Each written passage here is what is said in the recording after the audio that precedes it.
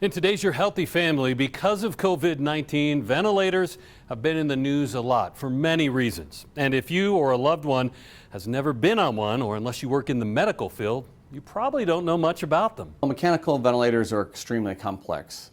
It takes a lot of training and education to be able to manage them.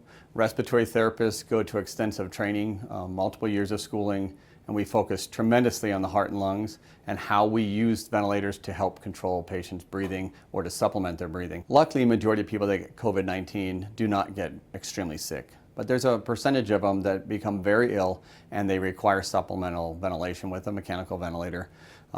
These patients, majority are suffering from a condition called adult respiratory distress syndrome, or ARDS, which means that their lungs are being impacted really severely and they don't have the ability to ventilate on their own or breathe on their own, or they're not capable of bringing in enough oxygen to meet their body needs. So we end up having to put a breathing tube down into their airway, hooking up to the mechanical ventilator, and then we are allowed to control their ventilation and their oxygenation with the mechanical vent. When a patient does need to be put on a ventilator, it's a last-ditch effort to save their life because they're in respiratory distress. And ideally, the less time a patient needs a ventilator, the better it is for them. Some of the risks or dangers of being mechanically ventilated or being an intensive care patient is it puts the body through a tremendous amount of stress. Laying in bed for extended periods of time and or being sedated or having to have paralytic medications that relax all your muscles, over time that's very hard on the body and you lose a lot of muscle mass and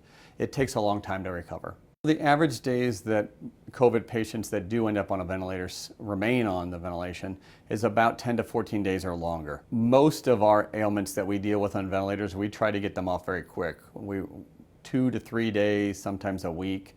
So COVID-19 patients end up being on ventilators very long compared to the average person. So far, UC Health has had an adequate amount of ventilators and continues to prepare for a possible surge of patients. With a national shortage of ventilators, in fact, it's a worldwide shortage of ventilators, we have been spending endless hours throughout the entire UC Health system trying to procure or obtain ventilators at all levels, the high-end ones to the mid-levels.